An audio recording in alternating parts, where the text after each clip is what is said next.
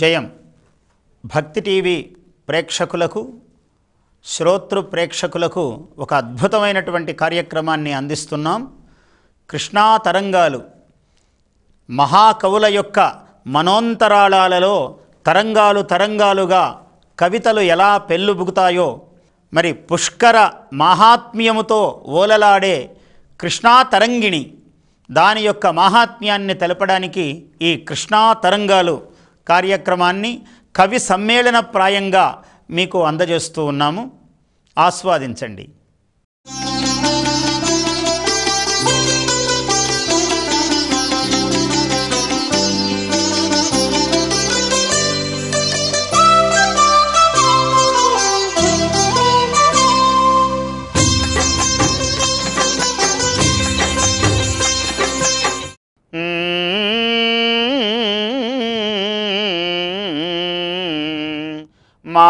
మాహేంద్రనీల సంకాశాం మాహేంద్రనీల సంకాశాం సహ్యాద్రితనయాం జయాం సహ్యాద్రితనయాం జయాం తృష్ణా దుఃఖాపహారిణీం త్వాం వందే కృష్ణానదీం పరాం. కృష్ణానదీ దేవతకు నమస్కారములు సమర్పిస్తూ, నమస్తుభ్యం నమస్తుభ్యం మహాదేవి ఫణిరాజనిషేవితే, నమస్తుభ్యం మహాదేవి ఫణిరాజనిషేవితే, భాగీరథి నమస్తుభ్యం దుగ్ధసాగరగామిని,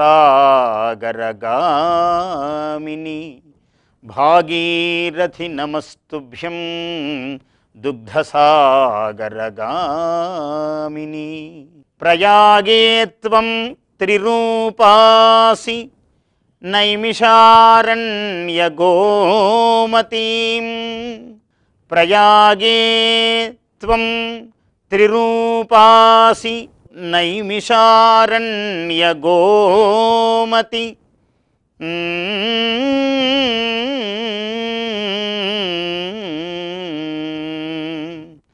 అమ్మవారి యొక్క దివ్య స్వరూపం జలరూపిణీ దేవత గంగాభవాని. ఏ పేరుతో ఉన్నా, ఒకచోట నర్మదగా, ఒకచోట రేవతిగా, ఒకచోట గంగా యమునా సరస్వతిగా, మరొక చోట గోమతిగా, మరొక చోట గోదావరిగా, మరొక చోట మన కృష్ణానదిగా, ఇలా అనేక విధములుగా అనేక రూపములతో భాసిల్లుతూ సమాజమును పావనీకరిస్తూ, సమాజము యొక్క అవసరాలను, ప్రాణికోటికి ఆయువును పోస్తూ నిరంతరము కృష్ణానదీమ తల్లి మనల్ని అనుగ్రహిస్తూ ఉన్నది అనుపదము.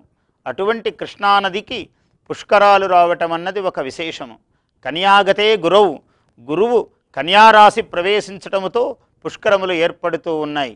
ఈ పుష్కర సన్నివేశాన్ని గోదావరి, గంగా, యమున, సరస్వతి ఇలాంటి నదులతో తుల్యమైన మహాప్రభావశాలిని అయినటువంటి మన కృష్ణానదిని మన ప్రాచీనులు, మహర్షులు మన పురాణ సాహిత్యములో, పురాణం అంటే ఏమిటి, పురాణ సాహిత్యమని కాదు, ప్రాచీన సాహిత్యములో ఎవరెవరు ఏ విధంగా దీన్ని కొనియాడారో, మనకు ఇక్కడ పాల్గొన్నటువంటి మహనీయులు, చాలా విద్వద్వరేణ్యులైనటువంటి కవిసత్తములు అనేకులు ఇక్కడ ఉన్నారు. అందులో మొట్టమొదటగా మనం అవధాని శేఖరులు అయినటువంటి కాశీ కవి వరేణ్యులైనటువంటి డాక్టర్ శ్యామలానంద ప్రసాద్ గారు మనకు ఆ విశేషాల్ని ఒక్కసారి కవితాస్వరూపంతో, ప్రాచీనులు ఏ కవితారూపంగా కృష్ణానదిని కొలిచారో అటువంటి స్వరూపాన్ని మనకు అందజేస్తారు. కృష్ణానది మిగతా నదుల కంటే గొప్పది.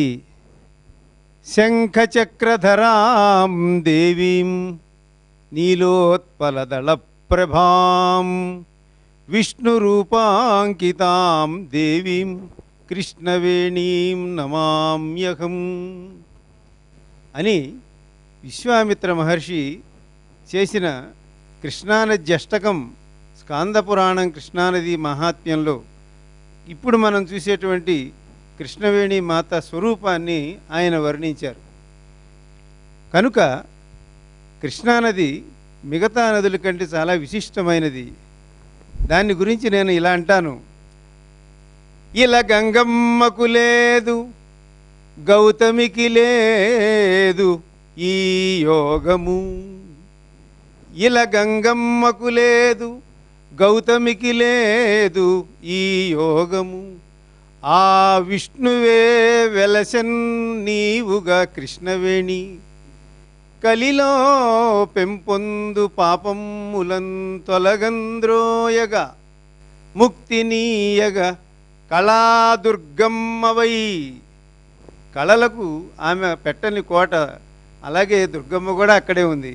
కళాదుర్గమ్మవై జ్ఞానదోహలవౌ సాగరపత్ని మురక్యదను సస్యశ్యామలానందిని. కవీడి దుర్గమ్మవై, ఎందుకంటే శ్యామలానందవై అన్నారు కాబట్టి సస్యశ్యామలానందిని అమ్మ.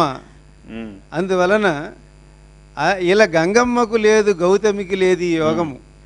ఎందుకంటే సత్యనారాయణ గారి విశ్వనాథ వారి స్మరణ చేశారు ఒక విధంగా. ఎందుకంటే మరి కృష్ణానది కాబట్టి ఇంత తీర నివాస మాహాత్మ్యాన్ని కూడా ఉగ్గడించినట్లయినది. మీరు అక్కడే ఉన్నారు, సత్యనారాయణ గారు అక్కడే ఉండేవారు కాబట్టి. అందువలన కోకిలపు పాట పిచ్చుక గూండ్లు కట్టి నేర్చుకున్నది పూర్ణిమ నిశలయందు అక్షర జ్ఞానం మెరుగదో ఆంధ్రజాతి అని కృష్ణానది తెలుగు వాళ్ళకి అక్షరాన్ని ఇచ్చింది, నాట్యాన్ని ఇచ్చింది, సంగీతాన్ని ఇచ్చింది, సాహిత్యాన్ని ఇచ్చింది. కళలన్నిటికీ దుర్గమ్మగా ఉంది.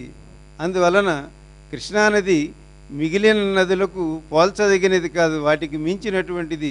ఎందుకంటే సాక్షాత్తు శ్రీమన్నారాయణుడు లోకరక్షణ కోసం నేనుగా జన్మిస్తానని బ్రహ్మదేవునికి స్కాంద పురాణంలో చెప్పినట్లుగా కృష్ణానది అవతరణ సన్నివేశంలో ఉన్నది. ప్రతి కల్పాంతంలోనూ మళ్ళీ నదులన్నింటినీ సృష్టించాలి అని బ్రహ్మదేవుడు, నేను ఈ నదులన్నీ ప్రజలందరూ కలియుగంలో పాపాలు ఎక్కువై ఈ నదిలో మునిగితే ఈ నదుల పాపాలు ఎట్లా పోతాయి అని శ్రీమన్నారాయణుడిని అడిగాడు. అడిగితే ఆయన చెప్పాడు, నేను నదిగా పుడతాను, ఈ నదులన్నీ వచ్చి నాలో కలిస్తే వాటి పాపాలు పోతూ ఉంటాయి అని సాక్షాత్తు తాను స్వయంగా ఆవిర్భవించినటువంటి సన్నివేశం కృష్ణానది సన్నివేశం. గంగమ్మ ఎంత గొప్ప నది అయినా ఆయన పాదంలో నుంచి పుట్టింది. సాక్షాత్తు శ్రీమన్నారాయణుడు తానే కృష్ణానది అయినాడు. కనుక గంగమ్మ మానవుల పాపాలన్నిటితో కాకిగా మారితే ఆమె కృష్ణానదిలో అక్కడక్కడ మునిగి హంసల దీవిలో మునిగి హంసగా మారి హంసల దీవి క్షేత్రమైంది అది. కాబట్టి అందువలన ఇదంతా కూడా ఈ సన్నివేశం అంతా 23 అధ్యాయాల్లో స్కాంద పురాణంలో కృష్ణానది మహాత్మ్యంలో చెప్పబడింది. కాబట్టి కృష్ణానది మరొక నదితో పోల్చదగినది కాదు. అందులోనూ ఇప్పుడు సార్ధ త్రికోటి 3.5 కోట్ల నదులు ఇప్పుడు గురుడు కన్యారాశిలో ప్రవేశించిన సందర్భంలో కృష్ణానదిలో ప్రవేశిస్తున్నాయి. అట్లాగే 33 కోట్ల మంది దేవతలు వస్తున్నారు, పితృదేవతలందరూ వస్తున్నారు. అందువలన ఎంతో విశిష్టత కలిగినటువంటి కృష్ణానది వైభవాన్ని మనం మాటలతో చెప్పడం అంటే మనం సూర్యుడిని దివిటీతో చూపించినట్లే అవుతుంది. సడిలేకుండగ పుట్టి చిన్ని మడుగై సహ్యాద్రిలో చోద్యమౌ వడితో వామనపాదమై పెరుగుచున్ వ్యాపించుచున్ తూర్పుకున్ పొడవవుచున్ మిగులన్ వెడల్పగుచు వంపుల్ సొంపులున్ పోవుచున్ దృఢమౌ సంపదలిచ్చి బ్రోతువు మమున్ దీవించి కృష్ణానది. నువ్వు వామనావతారం ఎత్తినటువంటి ఆ మహావిష్ణువు లక్షణాలన్నీ కూడా కలిగి ఉన్నావు. నీ లక్షణాలన్నీ చూస్తుంటే ఆ వామనమూర్తి గుర్తొస్తున్నాడు. ఎలాగంటే సడిలేకుండగ పుట్టి చిన్ని మడుగై సహ్యాద్రిలో, ఆ సహ్యపర్వతంలో ఎటువంటి శబ్దము లేకుండా చిన్న జలగా పుట్టావు. చిన్ని మడుగై సహ్యాద్రిలో చోద్యమౌవడితో అక్కడ నుండి నెమ్మదిగా ప్రవహిస్తూ ఆశ్చర్యకరమైనటువంటి వేగంతో వామనపాదమై వామనుడు ఒక చిన్ని బాలుడుగా వచ్చి బలిచక్రవర్తిని 3 అడుగులు దానం అడిగాడు. 3 అడుగులే కదా అని ఇచ్చిన తరువాత ఆ వామనుడు ఒక్కసారిగా పాదం ఎత్తాడు ఆకాశం మొత్తాన్ని ఆక్రమించటానికి. ఈ పాదంతో భూమండలం మొత్తాన్ని కూడా ఆక్రమించాడు. అలా ఆకాశాన్ని ఆక్రమించటానికి పైకి లేచినటువంటి చిన్ని ఒడుగైన వామనమూర్తి పాదంలాగా నువ్వు అలా అలా పెరుగుతూ వ్యాపించుచున్ తూర్పుకు వ్యాపిస్తున్నావు. అలా వ్యాపించటంలో కేవలం దీర్ఘంగా సన్నగా పొడవుగా మాత్రమే వెళ్ళటం లేదు. పొడవవుచున్ మిగులన్ వెడల్పగుచు మళ్ళీ ఈ ఒడ్డుని ఆ ఒడ్డుని పెంచుకుంటున్నావు. వ్యాపించుచున్ తూర్పుకున్ పొడవవుచున్ మిగులన్ వెడల్పగుచు వంపుల్ సొంపులున్ పోవుచున్ దృఢమవు సంపదలిచ్చి బ్రోతువు మమున్ దీవించి కృష్ణానది. ఈ విధంగా వామనావతార తత్వం కూడా నీలో ఉన్నది తల్లి. నిన్ను అలా నేను దర్శిస్తున్నాను.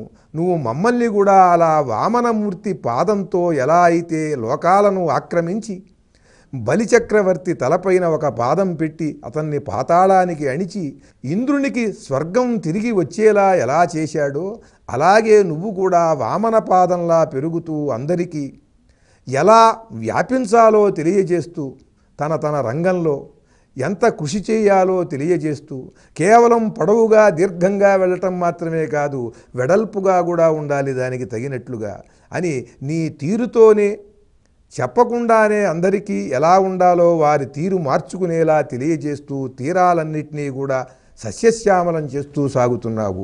ఓ కృష్ణవేణి, నీ యొక్క మాతృప్రేమకు నీ యొక్క దూరదృష్టికి నీ బోధకి నమస్కారం. శ్యామలానంద ప్రసాద్ గారు. శంఖచక్రధరాం దేవీం నీలోత్పలదళప్రభాం విష్ణురూపాంకితాం దేవీం కృష్ణవేణీం నమామ్యహం. కృష్ణవేణీం నమామ్యహం అనేది విశ్వామిత్ర స్తుతి. ఆయన ఒక అష్టకం చెప్పారు కృష్ణానది మీద. అమ్మవారి సాక్షాత్తు శ్రీమన్నారాయణ స్వరూపం. శంఖచక్ర ధరాం దేవీం నీలోత్పల దళప్రభాం. అందువల్లనే కృష్ణానది నీళ్లు నీలంగా ఉంటాయి. సాక్షాత్తు శ్రీమన్నారాయణుని జలరూపం కాబట్టి జలావతారం అయినది. విష్ణు రూపాంకిత అయి ఉంటుంది ఆ తల్లి. అందువలన అటువంటి కృష్ణానదికి నమస్కారం. శ్రీమన్నారాయణుడు తాను సహ్యపర్వతం మీద శ్వేతాశ్వత్థం నుంచి తెల్ల రావి చెట్టు నుంచి ఆ రూపం ధరిస్తున్నాడు అనే విషయం తెలిసింది. ఇది బ్రహ్మదేవుడు వెళ్ళి పరమేశ్వరుడికి చెప్పాడు. చెబితే నేను శ్రీమన్నారాయణుడికి తోడుగా వస్తాను అని సహ్యపర్వతం మీద వేదగిరి నుండి ఆయన ఆమలక వృక్షం ఉసిరి చెట్టు నుండి ఆయన వేణానదిగా ప్రవహించాడు. ఈ కృష్ణ వేణ కలిసి కృష్ణవేణిగా ఏర్పడ్డాయి. ఎన్నో ప్రాకృత శాసనాల్లో పూర్వం కన్నవెన్న కృష్ణవేణ ఇత్యాది నామములతో కృష్ణానది ఏనాటి నుంచో ప్రశంసింపబడుతూ ఉన్నది. అనాది అయినటువంటి నది, యుగ యుగాల నుంచి ప్రవహిస్తున్నటువంటి నది ఆ నది. శుద్ధ స్ఫటిక సంకాశాం ద్విభుజాం పద్మధారిణీం శివమూర్తిధరాం దేవీం కృష్ణవేణీం నమామ్యహం. అందువలన తల్లిని మనం శివరూపంగా కూడా ఆమెను ప్రార్థిస్తూ ఉన్నాం. శివకేశవ అద్వైతం మనకు కృష్ణానదిలో కనిపిస్తుంది. కమండలధరాం పుణ్యాం జపమాలాధరాం శుభాం బ్రాహ్మీం సువర్ణవర్ణాభాం కృష్ణవేణీం నమామ్యహం. ఈ సృష్టికర్త బ్రహ్మదేవుడు కనుక ఆయన సృష్టించినట్టుగానే ఉండాలి ఏదైనా. విష్ణుమూర్తి తాను అవతరిస్తూ కూడా ఇది బ్రహ్మ సృష్టిగా ఉండాలి, లేకపోతే ఆయన సృష్టించలేదనేటువంటి అపప్రదాయానికి వస్తుంది. కాబట్టి ఆయనకి దత్తపుత్రికగా బ్రహ్మదేవుడు భూలోకంలోకి వదిలినట్లుగా దత్తత ఇచ్చారు. దత్తతగా తాను వెళ్ళాడు అనమాట. అందువలన బ్రహ్మస్వరూపం కూడా అవుతుంది కృష్ణానది. త్రిమూర్తి స్వరూపిణి కృష్ణానది. స్మరణాత్ సర్వదోషఘ్నీం. ఒక్కొక్క నదికి ఒక్కొక్క ప్రత్యేకతలు ఉన్నాయి. మనం గంగానది ఒడ్డున మరణిస్తే మోక్షం వస్తుంది. ఇట్లా ఒక్కొక్క చోట ఒక తపస్సు చేస్తే వస్తుంది. కానీ వాటి అన్నిటికంటే అతీతమైనది కృష్ణానది. కృష్ణ కృష్ణ అని ఎక్కడి నుంచి తలుచుకున్నా సరే స్మరణాత్ సర్వపాపఘ్నీం దర్శనాత్ స్వర్గదాయినీం స్నానేన ముక్తిదాం పుణ్యాం కృష్ణవేణీం నమామ్యహం. కనుక స్మరణం కానీ, దర్శనం కానీ, స్నానం కానీ ఇవి ఏవైనా కూడా మనకు అత్యంత ఉత్తమ ఫలితాలను ఇచ్చేటువంటి తల్లి కృష్ణానదీమ తల్లి. ఇంకా కృష్ణానది జలం ఎక్కడైనా పుట్టిన చోటు నుంచి సాగర సంగమం జరిగే వరకు అన్ని చోట్ల పవిత్రమైనదే. కళ్యాణంబు నివాం, అన్ని చోట్ల కృష్ణానది జలం చాలా కళ్యాణాత్మకంగా ఉంటుంది. కాబట్టి కళ్యాణంబు నివహాం నిత్యం రుణాం సౌభాగ్యదాయిని దుఃఖ దారిద్ర్య విధ్వంసినీం కృష్ణవేణీం నమామ్యహం. మనందరి దుఃఖాలను పోగొడుతుంది, మనకు పాడి పంటలనిచ్చి దారిద్ర్యాన్ని పోగొడుతుంది, భౌతికంగా మనకు అనేక విధాలుగా తల్లిలాగా చూస్తుంది, పారమార్థికంగా ముక్తినిస్తుంది. అందువలన మనం కృష్ణవేణి నదిని స్తుతించాలి. సర్వదేవమయీం, అందరు దేవతలు కృష్ణానదిలో ఉన్నారు. సాక్షాత్ బ్రహ్మ విష్ణు శివాత్మికాం ఫలదాం సర్వతీర్థానాం కృష్ణవేణీం నమామ్యహం. అన్ని నదులు తమ పాపాలను పోగొట్టుకోవడానికి కృష్ణానదికి వస్తూ ఉంటాయి. కాబట్టి అన్ని నదుల పాపాలను పోగొడుతుంది, అందరి పాపాలను పోగొడుతుంది. కృష్ణానది పుట్టిన చోటు నుంచి సాగర సంగమం వరకు ఎక్కడైనా సరే కృష్ణ అన్ని చోట్ల పవిత్రమైనదే. మనందరం ఒకచోటే వెళ్ళి అక్కడ మునగటానికి ఇబ్బంది పడి అక్కడ మనం ప్రాణం మీదకి తెచ్చుకోవాల్సిన అవసరం లేదు. ఎక్కడ కృష్ణానది అయినా సరే అది పావనమైనదే, పవిత్రమైనదే. అంతటా ఎందుకంటే నారాయణ స్వరూపము మొత్తముగా నారాయణుడే కృష్ణగా అవతరించిన ఘట్టము కాబట్టి ఎక్కడో కాలు చేయి ఇవే తగలవలసిన పని లేదు. సర్వ శరీర భాగము ఏది తగిలినా నారాయణుని శరీరమే, అది కృష్ణ శరీరం. కాబట్టి కృష్ణానది ఆశాంతము మొత్తము అంతా పవిత్రమైనది. ఎక్కడైనా మనం కృష్ణా స్నానం చేయవచ్చు. స్మరణము, దర్శనము అన్నీ కూడా పావనమైనటువంటిది కృష్ణానది వైభవం. కాబట్టి పవిత్ర అత్యంత నైర్మల్య మహాపుణ్యాంబువాహిని, పవిత్రమైనది పుణ్యప్రదమైనటువంటి గొప్ప వాహిని కృష్ణావాహిని. త్రైలోక్య పావనీం దేవీం కృష్ణవేణీం నమామ్యహం. స్వర్గారోహణ సోపాన మహాపుణ్యతరంగిణీ, కృష్ణానది అలలు స్వర్గానికి వెళ్ళే మెట్లులాగా ఉంటాయి మనకి. కాబట్టి కృష్ణానది ఒక్కొక్క అల మనను పైకి తీసుకువెళ్తుంది, చూసినే చాలు. స్వర్గారోహణ సోపాన మహాపుణ్యతరంగిణీం అధికాం సర్వతీర్థానాం కృష్ణవేణీం నమామ్యహం. అన్ని తీర్థములలో అత్యధిక స్థితి కలిగినటువంటి కృష్ణానదికి నమస్కరిస్తున్నానని సృష్టికి ప్రతి సృష్టి చేసినటువంటి రజోగుణ ప్రధానమైన ఋషి విశ్వామిత్ర మహర్షి ఈ విధంగా తాను ఎంతో సాత్వికంగా అమ్మవారిని స్తుతించటం, నదులలోకెల్లా ఉత్తమత్వాన్ని కలిగించటం చాలా విశేషమైన అంశం. ఈ విధంగా మనకు ఇంకా చేసినటువంటి ఋషులు చాలామంది ఉన్నారు. ఆయా సందర్భాలలో ఆయా విషయాలన్నీ చెప్పుకోవచ్చు. అట్లాగే తెలుగు సాహిత్యంలో మనకు ప్రాచీన కవుల నుంచి కృష్ణానది స్మరణ చేయని వారు లేరు. తిక్కన గారు, పాల్కురికి సోమన మనకు నిజంగా ఒక రకంగా తెలుగు ఆదికవి నన్నయ్య గారు అనుకుంటాం. కానీ ఇంకా తెలుగుతనంలో కానీ దేశీతనంలో కానీ ఛందస్సు విషయంలో అన్నింటిలోనూ కూడా ఒక రకంగా పాల్కురికి సోమనే ఆదికవి అనిపిస్తాడు. అటువంటి ఆయన కృష్ణానది స్తోత్రం ఆయన చేసి ఉన్నారు. అక్కడి నుంచి తిక్కన గారు కానీ కవులు అందరూ కూడా చేసి ఉన్నారు. ఆ విధంగా ప్రాచీన కవులు చేసినటువంటి ఈ స్తుతులు వీటినన్నింటినీ కూడా మరొక సందర్భంలో తరువాత చెప్పుకుందాం. ఇప్పుడు ఈ విధంగా కృష్ణానది వైభవం మనకు తరతరములుగా అన్ని వాంగ్మయములలో, అంటే పురాణ వాంగ్మయం, వేద వాంగ్మయం అన్నింటిలోనూ కూడా ఈ వైభవం ప్రశంసించబడింది. డాక్టర్ పాలపర్తి శ్యామలానంద ప్రసాద్ గారు మంచి ప్రారంభం చేశారు. చక్కగా వ్యాసోక్తిని మనకు పురాణ వాంగ్మయములో ఏ విధంగా కృష్ణానది ప్రశస్తి ఉన్నదో, సాక్షాత్తు నారాయణ స్వరూపిణిగా కృష్ణానది కీర్తింపబడినదో కీర్తనము అంటే ప్రాచీనులు సత్యదృష్టి గలవాళ్ళు, వాళ్ళ కవిత్వము కేవలము కవిత్వము కాదు, అది ఋషిత్వము. అందువల్ల సత్యమును ఆవిష్కరించటమే వాళ్లకు పరమావధి. ఆ విధంగా ఆవిష్కరింపబడినది కాబట్టి అది ఉత్తమోత్తమ కవిత్వం, సార్వకాలికము సార్వదైశికము అయినటువంటి లక్షణం అందులో ఉంటుంది. కాబట్టి ఏ కాలానికైనా మరి వ్యాసుల వారు చెప్పారు అనంటే విశ్వామిత్ర మహర్షి భావనలు, ఆయన యొక్క శబ్దజాలము. ఎందుకంటే గాయత్రి మహామంత్రమునకు ద్రష్ట విశ్వామిత్ర మహర్షి.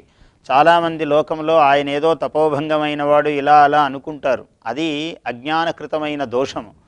కారణమేమంటే సర్వమంత్రములకు మూలమైనటువంటి గాయత్రీ మంత్రము విశ్వామిత్ర మహర్షికే దర్శనం ఇచ్చినది. వశిష్ఠుల వారికి ఇవ్వలేదు, ఇంకో శిష్టులకు ఇవ్వలేదు, కానీ ఇచ్చినది విశ్వామిత్ర మహర్షికి మాత్రమే. అందువలన విశ్వామిత్ర మహర్షి యొక్క తపస్సును కానీ ఆయన యొక్క శక్తిని కానీ సామాన్యము అని అనుకోవడానికి వీల్లేదు ఎవరూ కూడా. సర్వమంత్ర ముఖద్వారము సింహద్వారము గాయత్రీ మంత్రము. ఏ మంత్రము ఉపాసన ఫలించాలి అన్నా కూడా గాయత్రీ మంత్రోపాసనము ద్వారానే ఏ మంత్ర అనుగ్రహమైనా కలుగుతుంది లోకంలో. అటువంటి మూలమైనటువంటి గాయత్రీ మహామంత్రానికి ద్రష్ట అయిన వాడు విశ్వామిత్ర మహర్షి. ఆయన తన దర్శనాన్ని, అనుభవం సామాన్యులది, ఋషులది దర్శనం, అటువంటి దర్శనాన్ని ఆయన అద్భుతమైన వాంగ్మయముగా కవిత్వముగా లోకానికి అందించినారు. అది ఇప్పుడు మనకు శ్యామలానంద ప్రసాద్ గారు వినిపించినది. అంత అద్భుతమైనటువంటి కృష్ణానది స్వరూపాన్ని, తత్వాన్ని మనము ఆధునికంగా ప్రాచీనులు ఎలా అన్నారో ఆధునికుల ద్వారా మనము తెలుసుకుంటూ ఉన్నాం. ఈరోజు అత్యద్భుతమైనటువంటి కవితలతో మిమ్మల్ని అలరించారు మన కవి వరేణ్యులు. మళ్ళీ రేపు ఇంకా కొందరి కవుల యొక్క మహాకవిత్వాన్ని, అద్భుతమైన విషయాన్ని, కృష్ణా పుష్కరాల మాహాత్మ్యముతో పాటు మనము ఏం చెయ్యాలి, ఏం చెయ్యకూడదు, ఎలా వ్యవహరించాలి, ఎలా మనము పుణ్య సంపాదనం చేసుకోవాలి అనే విషయాల గురించి రేపు మళ్ళీ మనం కవితాత్మకంగా తెలుసుకుందాం కృష్ణా తరంగాలలో.